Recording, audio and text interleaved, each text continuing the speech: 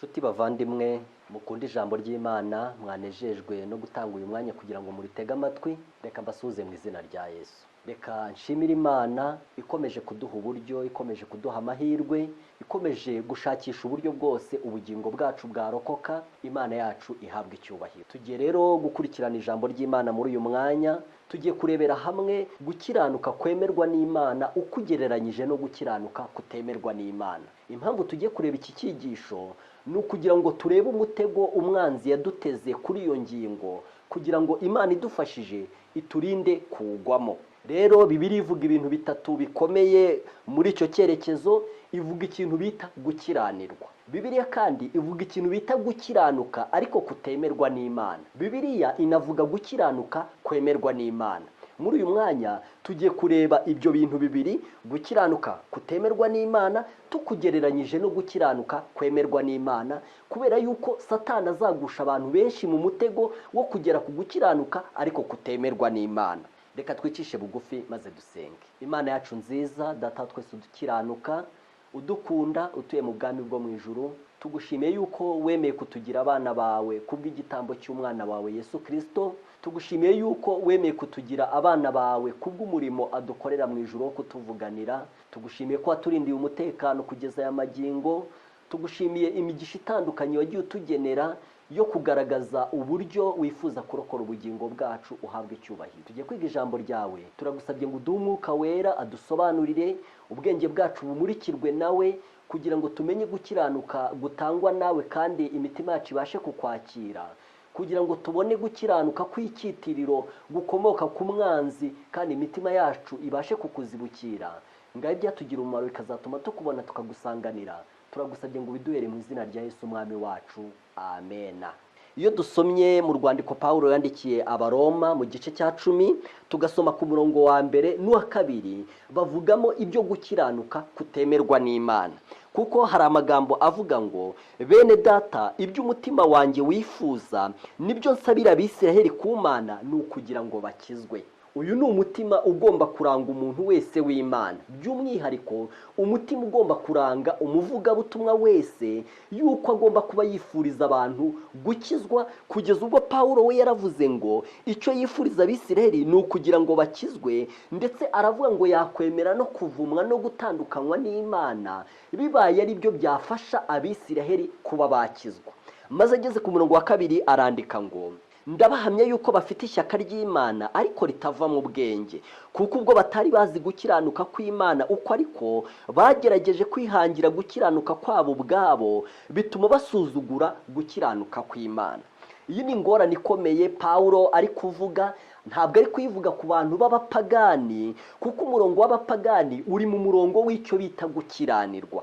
Ariko ikintu bita gukiranuka kutemerwa n'Imana no gukiranuka kwemerwa n'Imana byo bishakirwa mu murongo w'abantu bavuga yuko basenga. Hano Pawulo arimo aravuga yuko Abisiraheli bafite ishyaka ry'Imana pe. Iyo urebye uburyo bafite ubwitange, iyo urebye uburyo ibikorwa bakora wagira ngo ni ibya gikristo, bafite ishyaka ry'Imana. Ariko umurongo wa kabiri avuga ngo ariko iryo shyaka ntago riva mu bwenge. Uwa gatatu ukavuga ngo kuko ubwo batari bazi gukiranuka kw'Imana uko ariko, bagerageje kwihangira gukiranuka kwabo ubwabo, bituma basuzugura gukiranuka kw'Imana.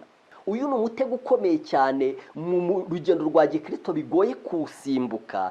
Ikintu bita guhanga gukiranuka kutemerwa n'Imana, gukiranuka gushingiye ku byo umuntu bwe yifashije. Gukiranuka kutemerwa n'Imana kugira ibintu bibiri bikuranga bikomeye, kandi turimo turakureba kugira ngo tutazagwa muri uyu mutego umwanzi yaduteze. Ikintu cya mbere kiranga gukiranuka kutemerwa n'Imana ni ugukiranuka gukomoka mu byo umuntu ashoboye.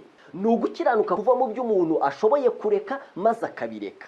Ni ugukiranuka kuva mu byo umuntu ashoboye gukora maze akabikora. Mbese ni umuntu babwira bati iki kintu ni kibi, Imana iracyanga, maze akabasubiza ati ndapfa iki, ndakireka, kandi agasanga kukireka kwe ubwo bushobozi abwifitemo. Ni ugukiranuka kuva ku byo babwira umuntu bati ibi bintu Imana irabikunda, akavuga ati guhera uyu munsi ndatangira kubikora. Gukiranuka kutemerwa n'Imana gushingiye mu bintu umuntu ashoboye, mu bintu yifitemo ubushobozi bwabyo, kubireka kuko ari bibi cyangwa kubikora kuko bamubwiye yuko ari byiza.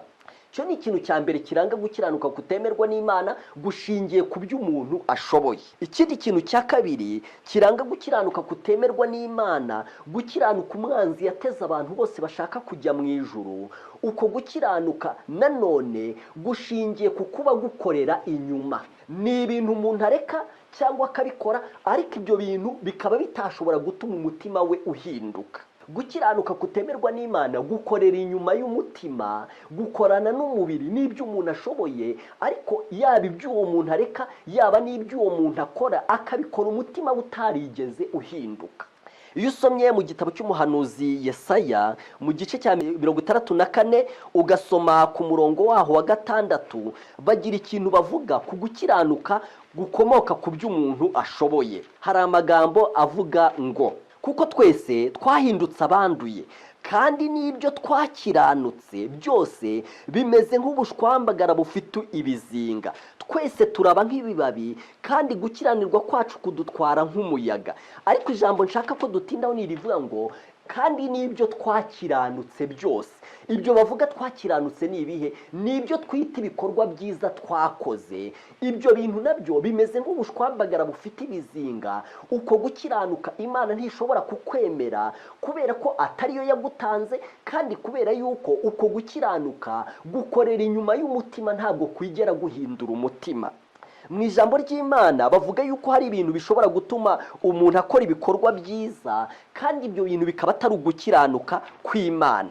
Iyo usomye mu gitabo cyo kugana Yesu ku cyigisho cya 7 cyitwa urugero rw'ubuyoboke, hari amagambo avuga ngo page 60, koko haba ubwo twagira ingeso nziza zigaragara zitazanywe n'imbaraga ya Kristo.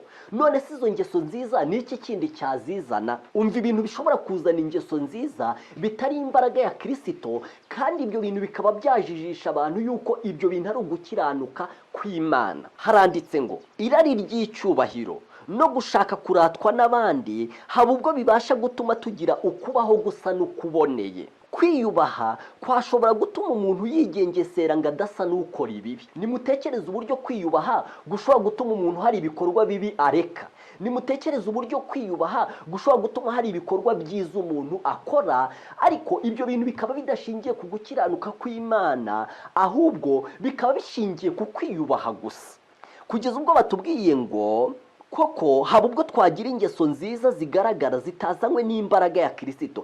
Irari ry'icyubahiro, gushaka ko abantu bubaha umuntu, byatuma umuntu akora ibikorwa byiza, bigatuma areka n'ibikorwa bibi, bidaturutse ku mbaraga ya Kristo, bidaturutse ku gukiranuka gutangwa n'Imana, ahubwo irari ry'icyubahiro, gushaka kuratwa n'abandi, bishobora gutuma umuntu akora ibyo bikorwa cyangwa akareka ibyo bikorwa. Haba ubwo bibasha gutuma tugira ukubaho gusa n'ugutunganye. Ngo haba n'ubwo umuntu wikanyiza agira ubuntu, kandi ibyo bintu bikaba ari ugukiranuka kutemerwa n'Imana. Muri iki gitabo kuri page 62 haranditse ngo umuntu ugerageza kwiboneresha imirimo ye akora yo gukurikiza amategeko agerageza ibidashoboka. Icyo umuntu yakora cyose adafite Kristo, icyo umuntu yakora cyose kidashingiye ku gukiranuka kwa Kristo, turi buze kukureba. Kandi ndifuza yuko ku musozo w'iki cyigisho umuntu wese aza kwisuzuma akareba niba koko ibintu akora byiza cyangwa ibintu yaretse bibi bishingiye ku gukiranuka kwa Kristo gukorera mu mutima we, cyangwa niba bishingiye ku irari ry'icyubahiro, niba bishingiye ku kuba ashaka kuratwa n'abantu, kugira ngo uyu mutego umwanzi yaduteze tubashe kuwusimbuka. Aya magambo aravuga ngo iki? Umuntu ugerageza kwiboneresha imirimo ye akora yo gukurikiza amategeko agerageza ibidashoboka. Icyo umuntu akora cyose adafite Kristo cyakwanduzwa no kwikanyiza n'ibyaha. Ubuntu bwa Kristo bwonyine nibwo bubasha kutuboneza no kutweza. Bene data bashiki banjye, ndagira mbabwire yuko gukiranuka kw'Imana gutangwa n'Imana, gukiranuka guhera imbere mu mutima kukagaragaza ibikorwa inyuma. Nubwo ibikorwa by'umuntu ufite gukiranuka kwemerwa n'Imana n'ibyo ufite gukiranuka kutemerwa n'Imana bitoroshye kubitandukanya, ariko umuntu wakeneye kwisuzuma ku nyungu y'ubugingo bwe kugira ngo atazarimbuka kandi yarakoze ibikorwa byiza ndetse yararetse ibikorwa bibi. ijambo ry'Imana ubundi rivuga yuko nta muntu washobora kwigira mwiza ngo yitunganye, nk'iyo usomye mu gitabo cy'umuhanuzi Yeremiya igice cya 13 umurongo wa 23. Mbese umunyetiyopiya yabasha guhindura ibara ry'umubiri we cyangwa ingwe ubugondo bwayo? Namwe nuko ntimwabasha gukora ibyiza kandi mwaramenyereye gukora ibibi. None se ushobora kwibaza utese aya magambo abusanye na yandi avuga yuko abantu bafite ishyaka ry'Imana barimo barakora ibikorwa byiza, abantu bafite ishyaka ry'Imana barimo barareka ibikorwa bibi. Mu kugana Yesu batubwiye ari ry'icyubahiro gushaka kuratwa n'abandi byatuma umuntu asa n'ureka ibikorwa bibi kandi byatuma umuntu asa n'ukora ibikorwa byiza. None aya magambo yo aravuga ngo mbese umunyetiyopiya yabasha guhindura ibara ry'umubiri we cyangwa ingwe ubugondo bwayo? Namwe nuko ntimwabasha gukora ibyiza kandi mwaramenyereye gukora ibibi. Aya magambo avuga ngo ntimwabasha gukora ibyiza, ni ugukora ibyiza mu buryo Imana ibyemera ko ari byiza, ni ugukora ibyiza mu buryo biturutse ku gukiranuka kw'Imana kuri mu mutima w'umuntu, ni ugukora ibyiza mu buryo bumeze nk'imbuto zezwe n'igiti gitewe mu mutima w'umuntu,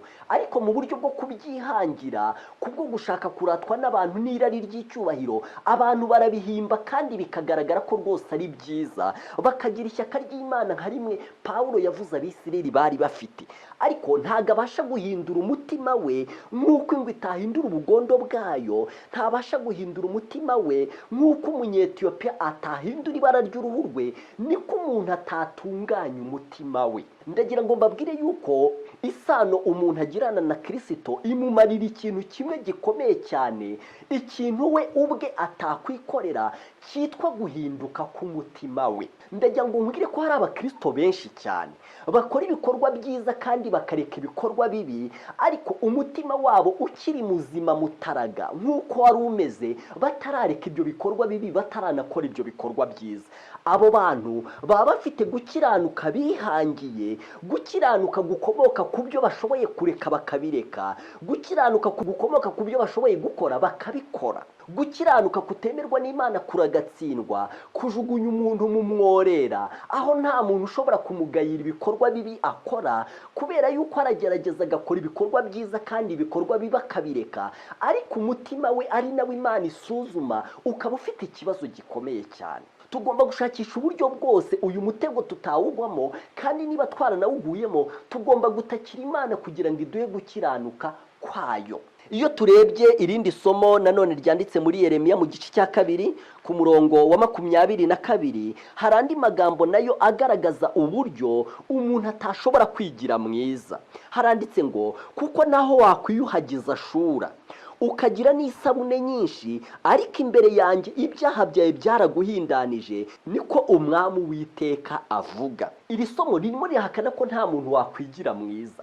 Kugira ngo umuntu abe mwiza akeneye imbaraga iri inyuma ye, imbaraga ya Kristo ubwe. Uko ashobora kugerageza kwigira mwiza birushaho kumujyana kure y'Imana cyane no kumuvutsa ubuntu Imana yifuzaga kumugirira. Niyo mpamvu Imana itangira yereka umuntu ko afite ikibazo ari umunyabyaha atajya mu ijuru, ariko igambiriye kumugira mwiza no kumutunganya.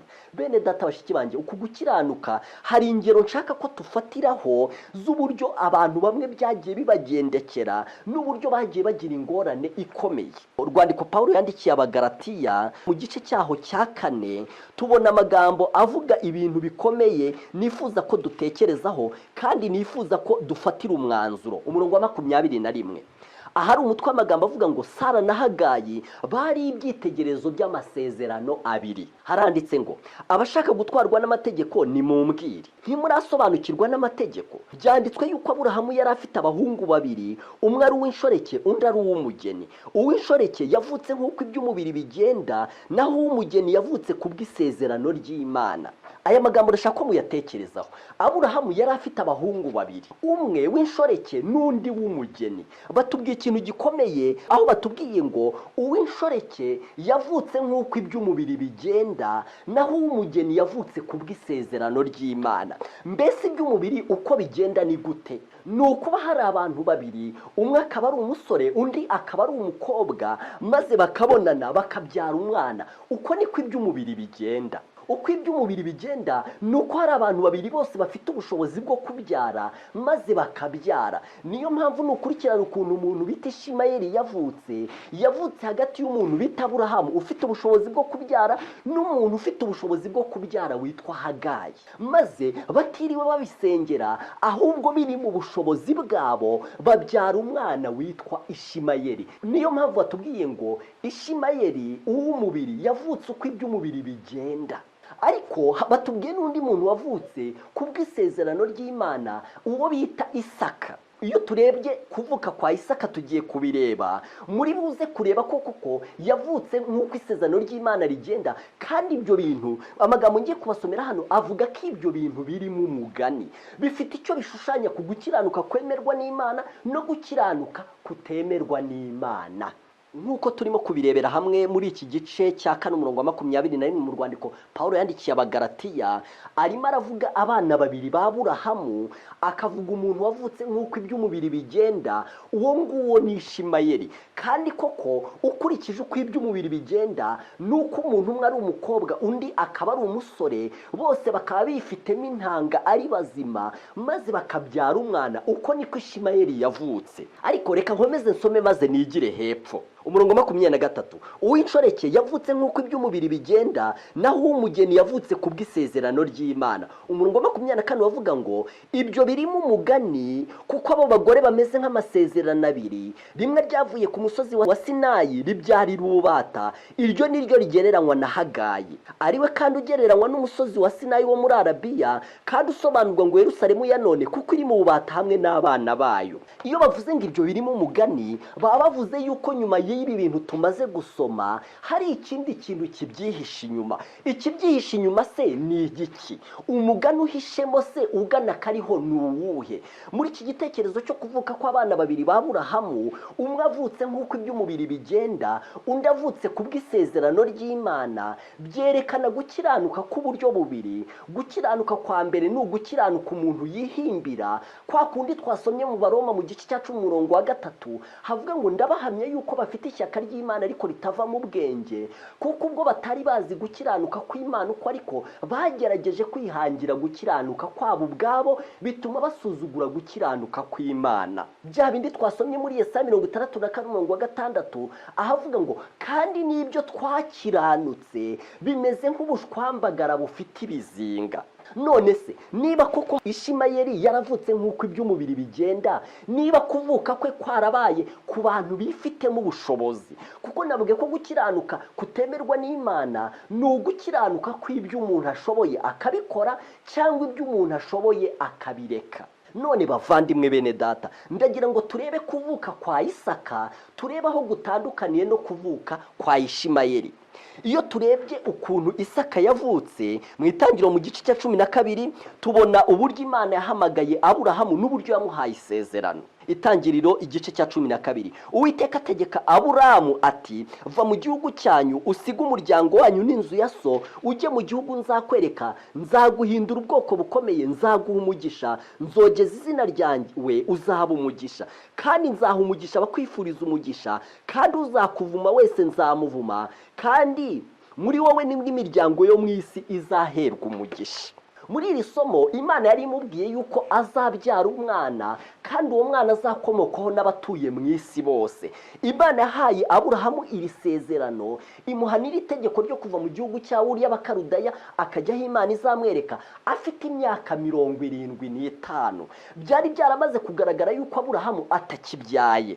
Ariko iyo usomye muri Bibiliya, Aburahamu yakomeje gutegereza iri sezerano Imana yamubwiye kugeza ubwo byageze mu gice cya 15. Aburahamu amera nk'uzigurutse, abona yuko iryo sezerano ritazasohora. Reka dusome mu gice cya 15. Hanyuma y'ibyo ijambo ry'Uwiteka riza kuri Aburahamu mwiyerekwa riti Aburahamu witinya, ninjye ngabigukingira, uzagororerwa ingororano ikomeye. Impamvu Imana yamubwiye ngo witinya nuko Aburahamu ibyiringiro bye byari bimaze kuyoyoka, amaze kwizera rwose yuko ibyo bintu bitazasohora, atazabyara. Imana iramubwira iti witinya, nzakugororera ingororano ikomeye. umurongo wa 2, Aburahamu aramubaza ati, mwami Uwiteka, uzangororera iki ko ngenda ndi inshike, kandi uzazungurura urugo rwanjye akaba ari Eliyazari w'umunyadamasiko? Ati, dore nta rubyaro wampaye, kandi uwavukiye mu rugo rwanjye azaragwa ibyanjye. Urumva yuko yabwiye Imana ikibazo cye, arayibwira ati nta rubyaro wampaye. Umurongo wa 4, maze ijambo ry'Uwiteka riza kuri Aburahamu riti, uwo si uzaragwa ibyawe, ahubwo uzakomoka mu rugo rwawe niwe uzabiragwa. Uyu nguyu yavugaga Aburahamu ko azabiragwa n'uwo bitaga Eliyazari, wari umukozi wa Aburahamu, avuga ati, ko umukozi wanjye ari ugiye gusoza atwaye umutungo wanjye, mbese umugisha urimo umbwira uzampa nuwuhe urenze kuba utarampaye umwana? Ariko Imana iramubwira ngo uzakomoka mu rukiryi rwawe ni uzazungura ibyawe, ntabwo ari Eliyezeri nk'uko urimo kubivuga. Imana yari yongeye kumuvugururira amasezerano yandi yari yaramuhaye mu Itangira igice cya 12. Igihe Imana yari imaze kuyavugurura byagenze bite? Umurongo wa 6, nuko yizera Uwiteka abimuhwaniriza no gukiranuka. Aburahamu yarongeye yizera bundi bushyashya, amenya yuko Imana koko izamuha uwo mugisha imubwiye. Aramubwira ati, nijye Uwiteka wakuvanye muri Uri y'Abakaludaya kugira ngo nzakurage iki gihugu. Maze Aburahamu kwizera kwe kongera kuba gushyashya, yongera kumva ameze nk'umuntu uhawe isezerano mu buryo bushyashya, yumva rizasohora, arongera yizera Imana bundi bushya. Ariko ibi bintu Imana yabimubwiye byanditse mu Itangira igice cya 15, hashize imyaka ijya kugera mu 10 Imana imuhamagaye. Yari afite imyaka 85, Imana yongera kumusubiriramo isezerano, ariko nimutekereze ukuntu ryatinze kugeza ubwo rimara imyaka 10 Imana irimubwiye. Ariko imyaka 10 ishize, Aburahamu aza gucika intege, abona rwose ntibizasohora. Imana iramubwira iti, witinya, yongera kuri muha bundi bushyashya, kandi Aburahamu arongera arizera nk'uko yizeye mu gice cya 12. Ariko ikintu gitangaje, hashize imyaka 2 Imana imaze gusubira muri iri sezerano, ni ukuvuga Aburahamu amaze kugira imyaka 87, Aburahamu habaye ikintu gikomeye. Ni mu gisomo mu gice cya 16 haranditse ngo, Sarayi umugore wa Aburahamu bari barabyaranye, kandi yari afite umuja w'umunyetiyopiyakazi witwaga Hagayi. Sarayi abwira Aburahamu ati, dore Uwiteka yanyimye urubyaro, ndakwinginze gira umuja wanjye inshoreke, ahari nazabonera urubyaro kuri we. Aburahamu yumvira Sarayi, nuko Aburahamu amaze imyaka 10, Sarayi umugore we ajyana Hagari umunyegiputakazi, umuja we amushyira Aburahamu umugore we. Aryamana na Hagayi asama inda, abonye yuko asamye inda bimusuzuguza nyirabuja. Hano hashize imyaka 10 nibwo Aburahamu yaryamanye na Hagayi, ahawe igitekerezo n'umugore we Sarayi, babona rwose ibyo bintu bitinze, maze baza kubyara wa mwana nababwiye wavutse nk'uko iby'umubiri bigenda, ari we bita Ishimayeli. Aburahamu yarabonye birambiranye, Sarayi yarabonye birambiranye, maze bakora ibintu biri mu bushobozi bwabo, babyara umwana bita Ishimayeli, umwana ugereranya gukiranuka kutakomotse ku Mana, gukiranuka kw'ibyo umuntu ashoboye akabikora, kw'ibyo umuntu ashoboye akabireka. Ariko amaze kubyara uyu mwana, kuko Imana yari yaramubwiye ngo uzava mu rukiryi rwe niwe izamuheraho umugisha, Aburahamu yahise avuga ati, ubwo yaturutse mu rukiryi rwanjye wasanga ari we Imana yambwiraga. Ariko ikintu gitangaje, Aburahamu yazaniye uwo mwana Imana, arayibwira ati, ubwo ngize umugisha Eliyezari akaba atari uzaragwa ibyanjye umukozi wanjye, nkaba mbonye umuntu ukomotse mu rukiryi rwanjye, noneho ngaho mpera umugisha kuri uyu nk'uko wawunsezeraniye. Ariko ikintu gitangaje, haje kuba ikintu gikomeye. Ibi bintu byabaye Aburahamu afite imyaka 86 avutse, byanditse ku murongo wa 16. Aburahamu yari amaze imyaka 86 avutse ubwo yabyaranaga na Hagayi Ishimayeli. Hano yahise azana uwo mwana ku gice cya 17 ku murongo wa 15. Imana yongera kubwira Aburahamu iti, Sarayi umugore wawe ntukamwite Sarayi ukundi, ahubwo ujye umwita Sara, nanjye nzamuha umugisha, kandi nzaguha umwana w'umuhungu kuri we, nzamuha umugisha koko, kandi azaba nyirakuruza w'amahanga, abami b'amahanga bazakomoka kuri we. Imana yahise yanga ibyo bintu bya Ishimayeli na Hagayi, ndetse ivuga yuko Imana izatanga umwana uzabyarwa na Sara umugore wa Aburahamu. maze Aburahamu akomeza gutegereza iryo sezerano. Urumva ko hano yari afite imyaka 86 kandi Imana yari yaramuhamagaye afite imyaka 75. Imana yari yaramuhaye isezerano afite imyaka 75, none ubu yari afite 86, 11 yari ishize ategereje isezerano. Ariko ndagira ngo nihute maze turebe ukuntu isezerano ryaje gusohora. Dusomye mu Itangiriro igice cya 21, Sara abyara Isaka. Uwiteka agenderera Sara nk'uko yavuze. Reka mbabwire, buriya hari igihe tujya duhanga gukiranuka ngo dushake inzira y'ubusamo, inzira ya hafi, ariko ikaduteza igihombo gikomeye, ikatuzanira ingorane nk'izaje mu rugo rwa Aburahamu igihe Ishimayeli yaruvukagamo. Urugo rwa Aburahamu igihe Ishimayeli yaruvukagamo rwajemo ingorane zitongeye guhagarara by'iteka ryose. Nubwo Aburahamu Imana yamwemeye akaba azahabwa n'ubugingo buhoraho, ariko yagize ingaruka ikomeye cyane yo kunyura mu gukiranuka kutemerwa n'Imana, gukiranuka yihimbiye. Ariko Imana yo yashoje isezerano ryayo nk'uko yari yararivuze. Mu gice cya 21 haranditse ngo Uwiteka agenderera Sara nk'uko yavuze, Uwiteka agirira Sara ibyo yasezeranije. Imana yacu ihabwe icyubahiro. Ndagira mbabwire ko Imana yasezeranye kuzaduha gukiranuka. Gukiranuka kwa Kristo, gukiranuka kwemerwa n'Imana, gukiranuka guhera imbere mu mutima kugahindura umuntu, kugeza ubwo guhindura n'ibikorwa bye. Imana yavuze ko gukiranuka ariko konyine yemera. Nta kundi gukiranuka gushobora kujya mu cyimbo cyako. Ariko umugabane munini w'abatuye ku isi bafite gukiranuka kutemerwa n'Imana, kugereranywa no kuvuka kwa Ishimayeli. Sara Saminda ya Aburahamu ashaje, babyarana umuhungu igihe Imana yababwiye kigeze. Umurongo wa 5, Aburahamu yabyaye uwo muhungu we Isaka amaze imyaka 100 avutse. Mbese ninde ushobora kwihanganira isezerano ry'Imana karitegereza kugira ngo bimuheshe umugisha? Wari uzi yuko Aburahamu yabyaye Isaka amaze imyaka 100 avutse? Niyo mpamvu iyo usomye mu Baroma mu gice cya 4 ugasoma ku murongo wa 18, hari ikintu gihari kihanditse kandi gikomeye. Aburahamu wo yizeraga yiringira ibitakwiringirwa ngo abe sekuruza w'amahanga menshi, nk'uko byavuzwe ngo urubyaro rwawe niko ruzangana. 19, kandi nubwo abonye umubiri we umaze gusa n'upfuye, kuko yari amaze imyaka nk'ijana avutse, akabona na Sara yaracuze, kwizera kwe ntikuragacogora. Ahubwo abonye isezerano ry'Imana ntiyashidikanishwa no kutizera, ahubwo akomezwa cyane no kwizera, ahimbaza Imana, amenya neza yuko ibyo yasezeranijwe ibasha no kubisohoza. Nicyo cyatumye bimuhanirizwa no gukiranuka. Icyakora ntibyamuhanirijwe kubwe, ahubwo no ku bwacu abazaheshwa uko kwizera niyazuye Yesu umwami wacu.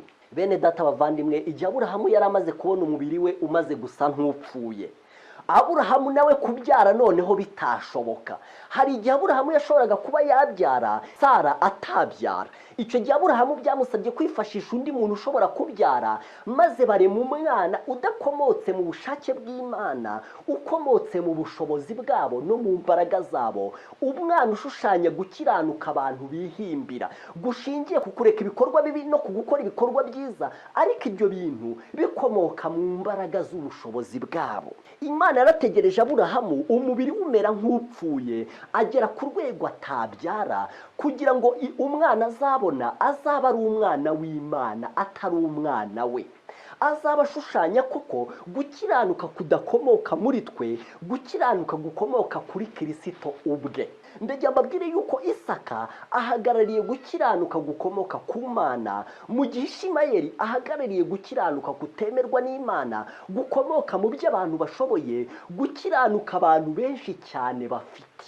Iyo usomye mu Baroma mu gice cya 3 ugasoma ku murongo wa 20 haranditse ngo kuko imbere yayo ari nta muntu uzatsindishirizwa n'imirimo itegetswe n'amategeko, kuko amategeko ari yamenyekanisha icyaha. Ndagira mbabwire ko nta muntu ushobora gutsindishirizwa n'ibyo areka n'ibyo akora. Muvandimwe mwene data, ndagira ngo nkubwire yuko gukiranuka kwemerwa n'Imana kugereranywa na Isaka, umwana wavutse kubw'ubushobozi bw'Imana, ubushobozi bw'abantu bwarangiye. iki ni urugero rumwe mbahaye rwo gukiranuka kutemerwa n'Imana ukugereranyije no gukiranuka kwemerwa n'Imana. Kandi ndashaka ko tuza kwisuzuma kugira ngo turebe ngo mbese ibikorwa dukora n'imbuto ziri kwera ku giti giteye mu mitima yacu, mbese Imana yatangiriye umurimo mu mutima wacu, none uyu munsi uwo murimo urimo urera amatunda agaragara inyuma, cyangwa turimo turakora ibikorwa bigaragara inyuma kubwo gushaka kuratwa n'abantu, kubwo guharanira icyubahiro cyayo, bya bindi bivuga ngo umuntu kubwo gushaka icyubahiro yasa n'udakora ibyaha, yasa n'ureka ibikorwa bibi, yasa n'ukora ibikorwa byiza. Mbese bene data murumva bimeze biti? Ndashaka kubaha urundi rugero rw'umuntu nawe wagize ingorane zo kugwa mu gukiranuka kutemerwa n'Imana, ariko akaza kuva muri uwo mutego akabona gukiranuka kwemerwa n'Imana. Mu gitabo cy'Umugenzi ku buhamya bwa Byiringiro kuri paje 137, igihe Byiringiro yari amaze gukangurwa n'Umwuka Wera akamenya yuko ari umunyabyaha kandi atajya mu ijuru, yaje kugerageza nawe gushaka uburyo yashaka gukiranuka gukomoka mu mbaraga ze ubwe.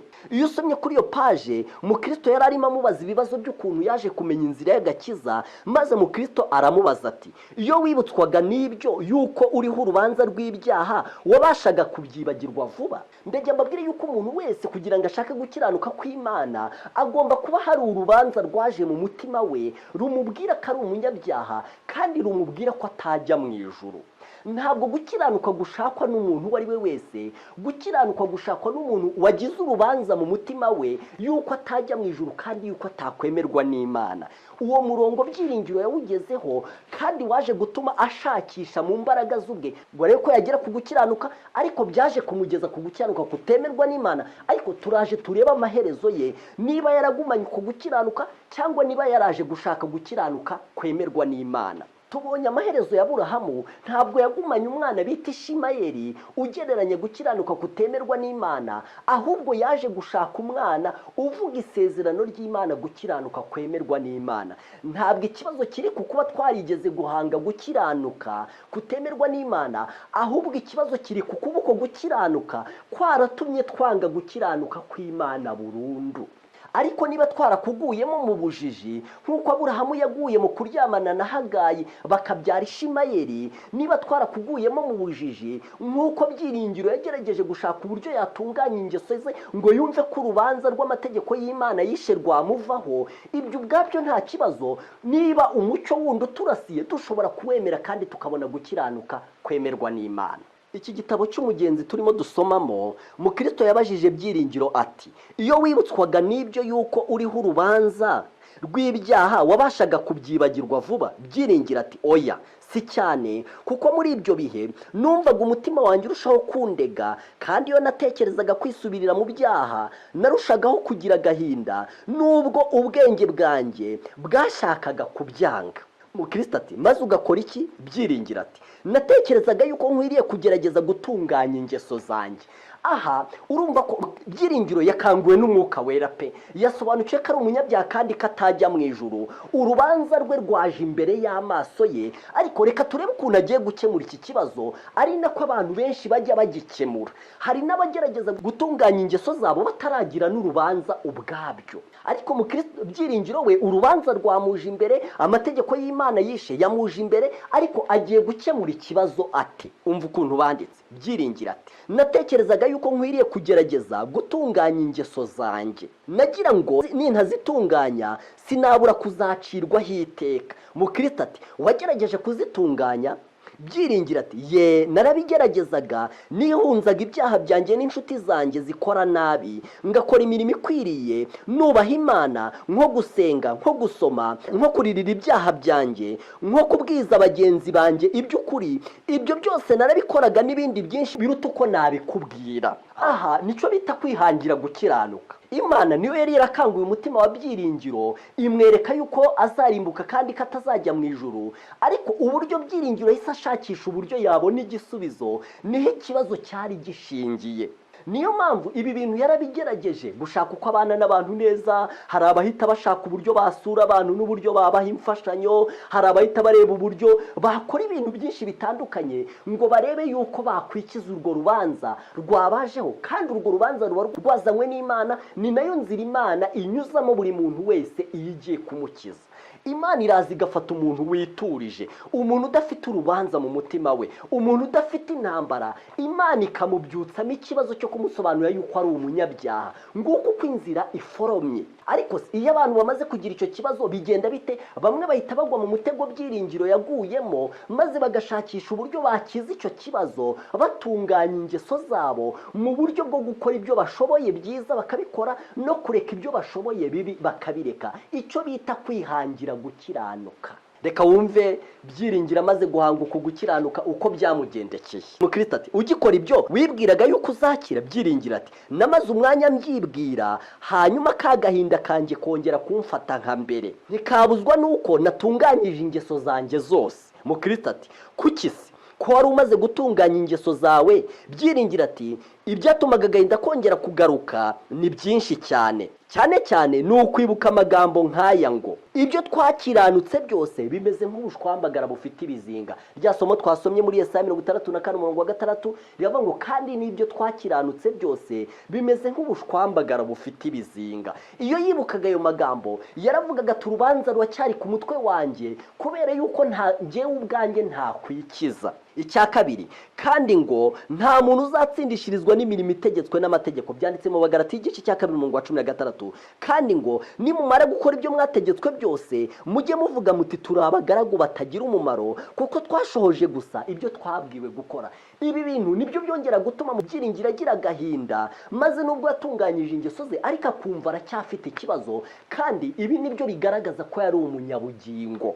Nicyo cyatumye nibwira nti ubwo ibyo nakiranutse byose ari nk'ubushwambagara kandi byanduye, ubwo ari nta muntu uzatsindishirizwa n'imirimo itegetswe n'amategeko, ubwo tukiri abagaragu batagira umumaro tumaze gukora ibyo twabwiwe byose, ni ubupfu gusa kwibwira yuko nzinjizwa mu ijuru no kumvira amategeko. Maze rwose nubwo abigerageje ariko ntiyabyishingikirizaho, bituma akomeza gushaka gukiranuka kwemerwa n'Imana kwaba igisubizo cy'ikibazo afite. Reka twumve uko byamugendekeye. Kandi nibwira nibi nti umuntu yajya mu mwenda w'amafaranga 20,000 ya nyiriduka, nyuma akajya yishyura ibyo aguze byose, wa mwenda wa kera waba ukiri mu gitabo cya nyiriduka utarishyurwa, kandi yabasha kumurega akamushyirisha mu nzu y'imbohe akageza azarangiriza kwishyura umwenda wose. Mukristo ati, wageranije iby'uwo muntu n'ibyawe ute? Byiringiro ati, nibwiye ibintu kubw'ibyaha byanjye bya kera nishyuzwa n'Imana umwenda munini cyane wanditse mu gitabo cyayo cy'abanyamyenda, kandi simbasha kwishyurisha uwo mwenda wa kera gutunganya ingeso zanjye za none. Nicyo gituma nubwo natunganyije ingeso zanjye ngikwiriye kwibwira nti nakurwaho ne urubanza rw'ibicumuro byanjye bya kera. Ubu agiye gukomeza gushaka gukiranuka kw'Imana, kuko gukiranuka kwe abonye kutakemura ikibazo afite. Ariko abantu benshi cyane bafite gukiranuka kwabo kwa kundi kwanditse mu Rubaroma mu gice cya 10:2. Ndabahamya yuko bafite ishyaka ry'Imana ariko ritava mu bwenge, kuko ubwo batari bazi gukiranuka kw'Imana uko ariko bagerageje kwihangira gukiranuka kwabo ubwabo, bituma basuzugura gukiranuka kw'Imana. Yaba Aburahamu yaguye mu gukiranuka kutemerwa n'Imana igihe yabyaraga Ishimayeli, yaba Byiringiro yaguye mu gukiranuka kutemerwa n'Imana igihe yashakaga gutunganya ingeso ze ngo bizamujyane mu ijuru. Ariko yaba Aburahamu yaba na Byiringiro bose baje kugira umugisha wo kugumya gushimikira mpaka babonye gukiranuka kwemerwa n'Imana, maze Aburahamu asoza abyaye umwana w'isezerano ukomoka ahantu hatari mu mbaraga ze ubwe. None se Byiringiro we yaje kugera ku gukiranuka kwemerwa n'Imana ate? Mukristo ati, wabigereranije n'ibyawe neza cyane, ariko ndakwinginze komeza untekerereze. Byiringiro ati, ikintu gihora kimbabaza uhereho natunganirije ingeso zanjye ukageza none ni iki? Iyo nitegereje cyane ibyo nkora none birusha ibindi kuba byiza, ndacyabonamo ibyaha bishya bivanze n'ibyo byiza. Mbese muvandimwe, wowe iyo witegereje gutunganya ingeso zawe kwawe, mbese ntubona ufite ikibazo nk'iki Byiringiro yari afite? yabonye yuko n'ubundi byiza arimo akora bikivanze n'ibindi bibi bimutungura bigaragaza ko akiri mubi. Nicyo gituma ntabura kwibwira yuko ibyaha bivanga n'umurimo mwiza wose nkora bihagije kunkirisha igihenomu, naho ibyo nakoze kera byose byaba byarabaye byiza. Mukristo ati umenya ibyo ukora iki? Byiringira ati nananiwe kumenya icyo nakora, ngeze aho nabwiriye mubwirizabutumwa kuko twari tuziranye neza, ambwira yuko nintabasha kubarwaho gukiranuka k'umuntu utarigeze gukora icyaha, ntashobora kwikirisha ukwanjye gukiranuka cyangwa uko abandi bo mu isi yose. Mbese bavandimwe, murumva ikintu bita gukiranuka gukomoka ku wundi muntu?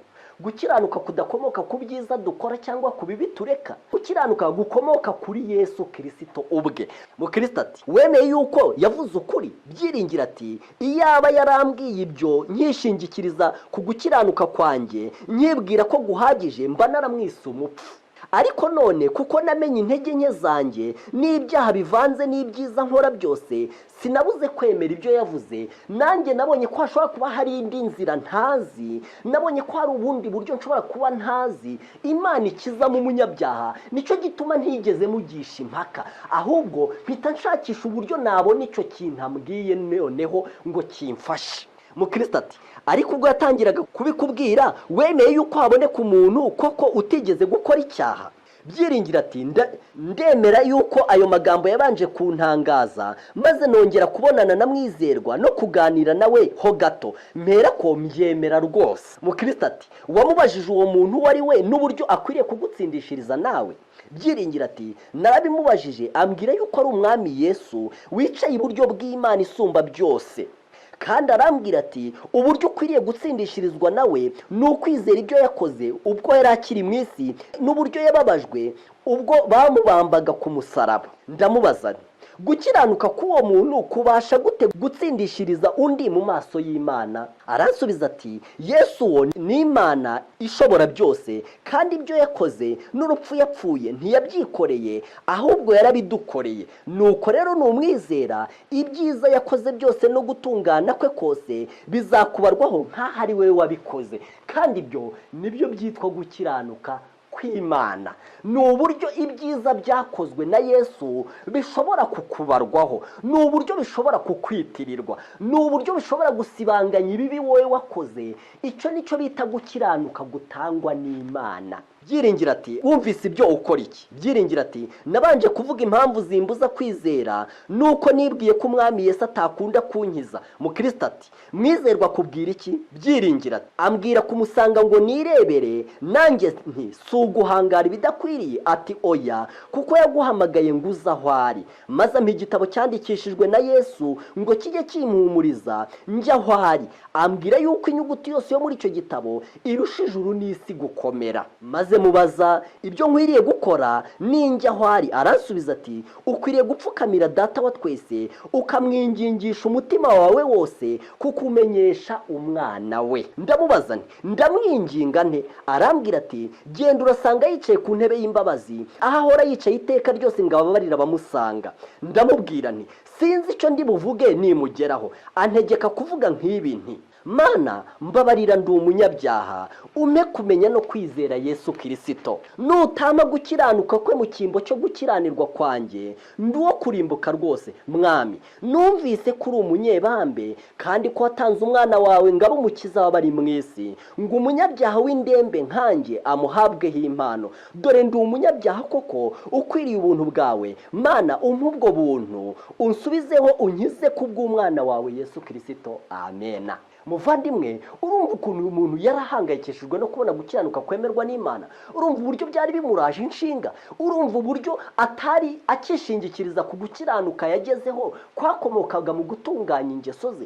Urumva uburyo yashakaga ikintu yahabwa n'undi muntu? Iyo usomye mu gitabo cy'ubutumwa bwatoranijwe ugasoma ku magambo ari ku cyigisho cya 62, bavuga ibintu byo gukiranuka gukomoka kuri Yesu. Kandi uretse no muri icyo gitabo, niyo wasoma muri Bibiliya ugasoma mu Baroma mu gice cya 3, ugasoma ku murongo 21 ukageza ku murongo 26, hari umutwe uvuga ngo gukiranuka guheshwa no kwizera Yesu Kristo. Hari amagambo avuga ngo ariko noneho hariho gukiranuka kw'Imana kwahishuwe kudaheshwa n'amategeko nubwo amategeko n'ibyahanuwe ari byo biguhamya, niko gukiranuka kw'Imana abizeye bose baheshwa no kwizera Yesu Kristo ari nta tandukaniro, kuko bose bakoze ibyaha ntibashyikira ubwiza bw'Imana, ahubwo batsindishirizwa n'ubuntu bwayo ibibahereye ubusa kubwo gucungurwa kubonerwa muri Kristo Yesu. Niwe Imana yashyizeho kuba impongano y'uwizera amaraso ye, kugira ngo yerekane gukiranuka kwayo kwayiteye kwirengagiza ibyaha byakozwe mbere y'icyo gihe ubwo Imana yabyihanganiraga, kandi yabikoreye kugira ngo muri iki gihe yerekane gukiranuka kwayo, ngo ibikiranuka kandi itsindishiriza uwizeye Yesu Kristo. Ndajya mbabwire bene data, abantu bose, isi yose ikeneye gukiranuka k'umuntu utarigeze gukora icyaha, gushobora gutwikira gukiranirwa kw'abatuye mu isi. Isi yose ikeneye gukiranuka Imana yateganyije ko konyine kwashoboza umuntu kuzajya mu ijuru bikemera. Mu gitabo cyitwa ubutumwa bwatoranijwe icyigisho cya 62 ku cyigisho cyitwa ngo batsindishirizwa kubwo kwizera, hari amagambo avuga ngo iyi Imana ihaye umunyabyaha imbabazi igakuraho igihano kimukwiriye, ikamubona nk'aho atigeze akora icyaha, imwakirana ubwuzu, ikamuha gukiranuka binyuze mu mirimo yo gukiranuka ya Kristo. Umunyabyaha ashobora gutsindishirizwa gusa biturutse mu kwizera igitambo cy'umwana w'Imana ukundwa, wahindutse impongano y'ibyaha by'isi yacumuye. Nta muntu n'umwe ushobora gutsindishirizwa kubw'imirimo ye bwite iyo ari yo yose. Mbese ninde muntu Imana iha gukiranuka kwayo? Ni umuntu usobanukiye n'uburemere bw'ibyaha bye n'ububi bwabyo, nk'uko twabonye mu Byiringiro yashatse gukiranuka igihe yari amaze gusobanukirwa n'ububi bw'ibyaha bye. Umuntu umaze gukangurwa n'Umwuka Wera akamenya mu mutima we yuko yishe amategeko y'Imana, Imana ikaremereza ubunyacyaha bwe mu mutima we, uwo muntu niwe urarikira gukiranuka kw'Imana, nubwo ashobora kugwa mu mutego wo gushaka gukurisha icyo kibazo, gutunganya ingeso ze, ariko uwo muntu yari umunyabugingo, Imana iramuyobora nk'uko yayoboye bariya abantu babiri twabonye, kugeza ubwo abonye gukiranuka kw'Imana. Umurimo ukomeye ukorerwa umunyabyaha ufite ibizinga kandi wandujwe n'ikibi ni umurimo wo gutsindishirizwa. Uvuga ukuri ni wo umuhamya ko uwo muntu ari umukiranutsi. Uwiteka baragukiranuka kwa Kristo kumwizera, akamuhamya ko akiranuka imbere y'abaturage bo mu ijuru. Mbega uburyo kugukiranuka abantu bagukeneye, mbega uburyo abantu bakwiriye kureka kwihimbira ukwabo, mbega uburyo abantu bakwiriye kureka gusoza umurongo wanditse mu Baroma mu gice cya 10 umurongo wa 2 uvuga ngo ndabahamya yuko bafite ishyaka ry'Imana, imirimo y'itorero barayikora, imirimo bigaragara ko ari Kristo barayikora, bafite ishyaka ry'Imana. Ariko umugaragu w'Imana yavuze ngo iyo mirimo nuko gukiranuka ntibiva mu bwenge, ngo kuko ubwo batari bazi gukiranuka kw'Imana uko ariko bagerageje kwihangira gukiranuka kwabo ubwabo, bituma basuzugura gukiranuka kw'Imana. Kristo yakoze ibihagije ngo ibicumuro by'abari mu isi bibonerwe ubwishyu, kandi abazasanga Imana bose bafite kwizera bazahabwa gukiranuka kwa Kristo. Niyo mpamvu mu Baroma mu gice cya 3 umurongo wa 21 haranditse ngo icyakora hariho gukiranuka kw'Imana kwahishuwe kudaheshwa n'amategeko, niko gukiranuka kw'Imana abizera bose baheshwa no kwizera ari nta tandukaniro. Rero mwene data muvandimwe, turimo turareba gukiranuka kwemerwa n'Imana ukugereranyije no kutemerwa n'Imana. Turi buze kwisuzuma ngo mbese mfite ukuhe, kugira ngo turebe icyo twakora tumaze kumenya gukiranuka twebwe ubwacu dufite. Mu gihe turi kurebera hamwe icyigisho kitubwira gukiranuka kwemerwa n'Imana tukugereranya no gukiranuka kutemerwa n'Imana, kandi dushaka gufata umwanzuro mwiza watuma tuzagira amaherezo meza, ndagira ngo tunibuke yuko nanone Yesu agiye kugaruka. Ntabwo dufite igihe kirekire cyo gukora iyo myiteguro, ahubwo nk'uko ijambo ry'Imana rivuga yuko tucyumva ijwi ryayo tugomba kutinangira umutima, ahubwo tugomba kwiyegurira Imana, tugomba kubikora mu buryo bwihuse. Ndagira mbabwire yuko iyo dusomye uko bizagenda igihe Yesu azaba agarutse muri Matayo igice cya 25 uhereye ku murongo wa 31, ahantu hari amagambo afite umutwe uvuga ngo gucirwaho iteka, tubona uburyo igihe Yesu azaba agarutse hazabaho imigabane ibiri, kandi muri iyo migabane ibiri hano barimo baratubwira ubwo umwana w'umuntu azazana n'abamarayika be afite ubwiza bwe, nibwo azicara ku ntebe y'ubwiza bwe, amahanga yose azateranirizwa imbere ye, abarobanure nk'uko umwungeri arobanura intama mu ihene. hano havuga yuko bamwe bazaba bari iburyo bagereranywa n'intama, abandi bazaba bari ibumoso bagereranywa n'ihene. Ariko hari amagambo akomeye ari ku murongo wa 35 n'uwa 34. Umwami azabwira abari iburyo bwe ati, nimuze mwebwe abo data yahaye umugisha, muraga ubwami bw'abatunganirijwe uhereye ku kuremwa kw'isi. Kuko nari nshonje mukamfungurira, nari mfite inyota mumpa icyo kunywa, nari umushyitsi murancumbikira, nari nambaye ubusa muranyambika, nari ndwaye muransura, nari mu nzu y'imbohe muza kundeba. Aya magambo wagira ngo ahari Yesu arimo araremereza yuko gukiranuka gukomoka ku bikorwa ari byo bishobora kuzajyana umuntu mu ijuru. Ariko ndagira mbabwire yuko ushobora kwibaza impamvu aya magambo yanditse gutya muri iki gice, ariko nanone wajya muri Matayo mu gice cya 7 ahavuga iby'irembo, ukabona uburyo nanone abantu babwiye Yesu amagambo akomeye, uburyo yigishirizaga mu nzira z'iwabo, uburyo birukanaga abadayimoni, ariko akababwira yuko atabazi. Mu gice cya 7 ku murongo wa 22 n'umurongo wa 23 w'ubutumwa bwiza bwa Yesu bwanditswe na Matayo haranditse ngo, benshi bazamubaza kuri uwo munsi bati, mwami mwami, ntitwahanuraga mu izina ryawe, ntitwirukanaga abadayimoni mu izina ryawe, ntitwakoraga ibitangaza byinshi mu izina ryawe? Nibwo nzaberurira nti, sinigeze kubamenya, nimumve imbere mwa nkozi z'ibibi mwe. Ushobora kwibaza impamvu mu gice cya 25 ku murongo wa 31 kumanuka muri Matayo hari ishimwe kandi bakabwirwa yuko abantu bakoze ibintu byiza, akaba ariyo mpamvu bagororerwa. Ariko nanone mu gice cya 7 cya Matayo ku murongo wa 22 n'uwa 23 abantu bakavuga ibintu bakoze kandi batabeshya, ariko Yesu akavuga yuko atigeze kubamenya. Ibi bintu rero bizabaho by'abantu bakoze bakemerwa n'abandi bakoze ntibemerwe, bizashingira ku gukiranuka umuntu yari afite kwatumye akora ibyo bikorwa byiza cyangwa kwatumye areka ibyo bikorwa bibi. Nibyo koko umuntu wese ufite gukiranuka kuzima agira ibikorwa byiza bikugaragaza, ari nabo Yesu azabwira ati, nimuze mwebwe abahawe umugisha, kuko mwakoze ibikorwa byiza, akabirondora bihamya gukiranuka kwanyu kwemerwa n'Imana. Ariko hari n'abandi bantu bazashingira ku bikorwa gusa badafite gukiranuka guhera mu mutima kwemerwa n'Imana. Nibo Yesu azabwira igihe bazaba bamaze kumurondorera ibyo bakoze, maze ababwira ati, sinigeze kubamenya, nimumve imbere mwa nkozi z'ibibi mwe. Ndagira ngo mbabwire yuko Yesu umwami wacu agiye kugaruka, kandi ndagira mbabwire yuko hasigaye igihe gito cyane, nk'uko ijambo rivuga yuko uza atazatinda. Niyo mpamvu dukeneye kugenzura gukiranuka kwacu uyu munsi, kandi tukagenzura ibikorwa dukora byiza, imbaraga ibidukoresha, kubera ko Yesu agiye kuzaza. Abantu bamwe ababwira ati, mwakoze neza, nimwinjire mu munezero wa shobuja. Kandi Yesu vuba aha cyane agiye kuzaza, maze abwira abandi bantu ati, ibyo muvuga ko mwakoze ntabwo nigeze kubamenya, mwabikoreraga inyuma y'umurongo. Dukwiriye kubitekerezaho inzira z'ikigendwa, kandi tukamenya ko tudafite igihe kirekire, kubera yuko Yesu agiye kugaruka. Iyo usomye mu rwandiko Pawulo yandikiye Abaroma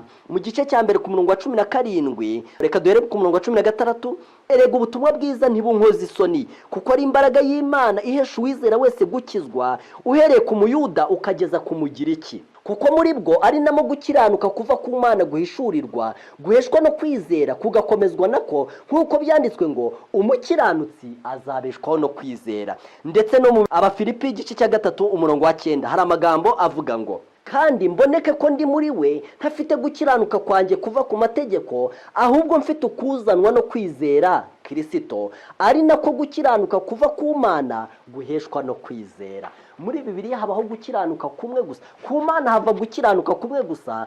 Gukiranuka kwa Kristo Imana ibara ku munyabyaha ubabajwe n'ibyaha bye, umuntu ibyaha bye bimaze kubuza amahwemo, umuntu byihaniye kandi akasezeranira Imana kubicikaho, Imana imubaraho gukiranuka kwa Kristo ikamukuraho umwenda w'ibyaha bye. Umva uko umuja w'Imana yanditse, Yesu yarababajwe, umukiranutsi ababarizwa ukiranirwa. Nicyo Yesu yakoze. Nubwo amategeko aduciraho iteka tw'abanyabyaha, Kristo kubwo kumvira amategeko asabira umuntu wihaniye guhabwa gukiranuka kwe. Kugira ngo gukiranuka kwa Kristo kuboneke, ni ngombwa ko umunyabyaha amenya icyo kwihana ari cyo, ari nako kuzana guhinduka mu bitekerezo, mu mwuka no mu bikorwa. kugira ngo umuntu abone gukiranuka kwa Kristo agomba kuba azi kwihana icyo ari cyo, agomba kuba asobanukiwe n'ububi bw'icyaha neza. Kristo ababarira gusa umuntu wihannye, ariko uwo ababarira abanza kumutera kwihana.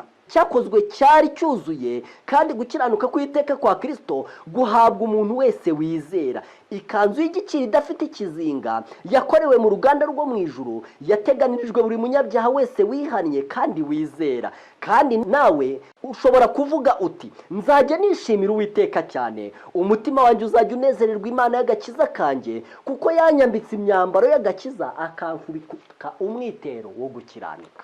Muvandimwe, ikintu cyitwa gukiranuka kwemerwa n'Imana dukwiriye kugiharanira cyane, kandi dukwiriye gusaba Imana igitanga mu buryo butari ubwo ubugugu, kugira ngo ikigenere imitima yacu. Ndashaka kubabwira amaherezo ya Byiringiro mu gushaka gukiranuka kwemerwa n'Imana uko byashoje bimugendekeye.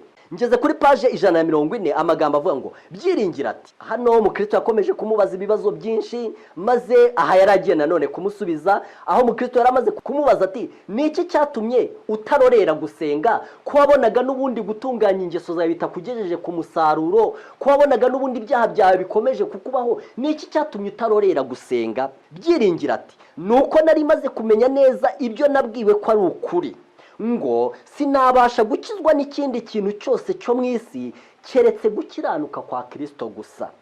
Nicyo cyatumye nibwira nti, nindorera gusenga nzapfa, ariko ningumya gusenga naho napfa napfira imbere y'intebe y'imbabazi. Kandi n'irindi jambo rinza mu mutima ngo, naho byatinda ubitegereze, kuko kuza ko bizaza ntibizahera. Ndagira ngo nkubwire ko gushaka gukiranuka kw'Imana bishobora gutinda, ndetse bikamera nk'ibihaye umuntu uburyo yarema gukiranuka kwe, ariko ndagira mbabwire yuko Imana gukiranuka kwayo kuzaza ntikuzahera. Mbese mushobora gutekereza iki kuri Aburahamu wabwiwe isezerano rigasohora hashize imyaka irenga 10? Uyu mugabo yarakomeje arasenga, akabona ntabwo gukiranuka kw'Imana kuza, ariko mu mutima yahajemo ijambo rivuga ngo, naho byatinda ubitegereze, ntuzagire ikindi kintu bisimbuza, ntuzigere ubyihorera, bizaza ntibizahera.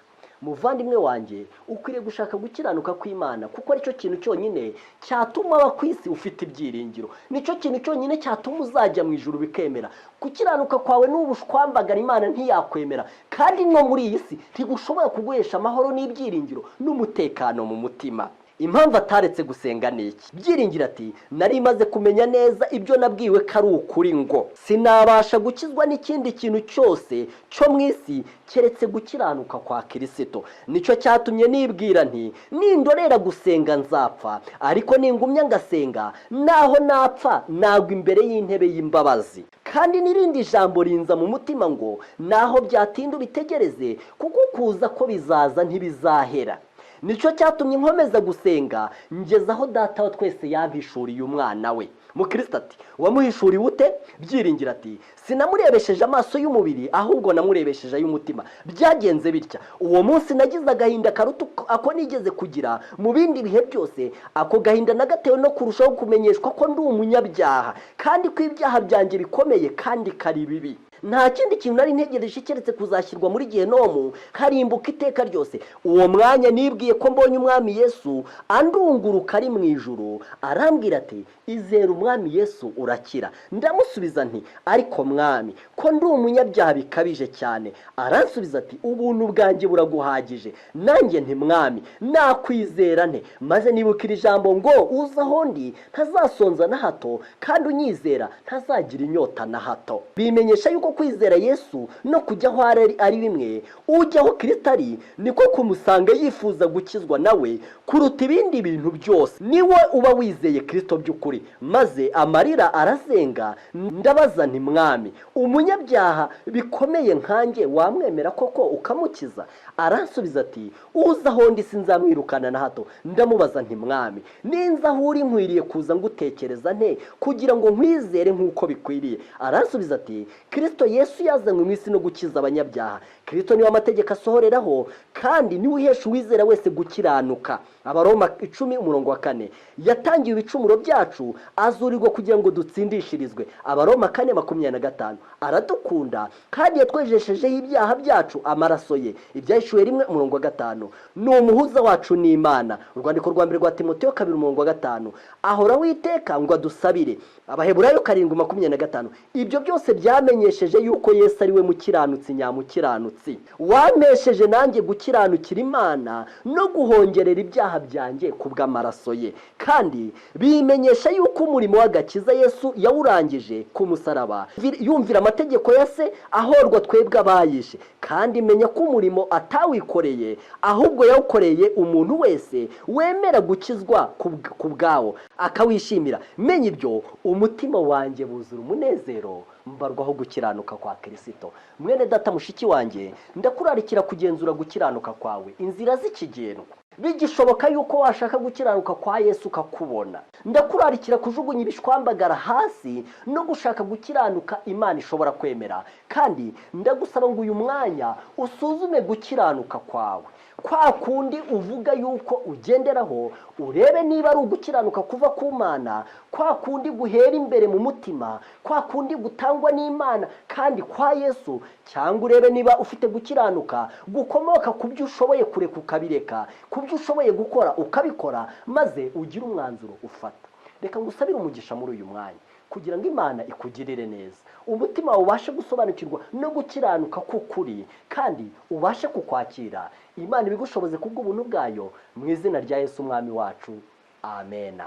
Reka dusenga Imana. Imana yacu nziza, data twese udukunda, ukiranukira kudukiza, utuye mu bwami bwo mu ijuru, turagushimye, turaguhimbaje, uhabwe icyubahiro. Tugushimiye ijambo ryawe wandikishije kugira ngo ritubere umuyobozi, ritwereka aho twashinga ikirenge. Tugushimiye ko uyu mwanya turebye itandukaniro riri hagati yo gukiranuka kwemerwa n'Imana no gukiranuka kutemerwa n'Imana. Impamvu Imana itemera ku gukiranuka turayibonye.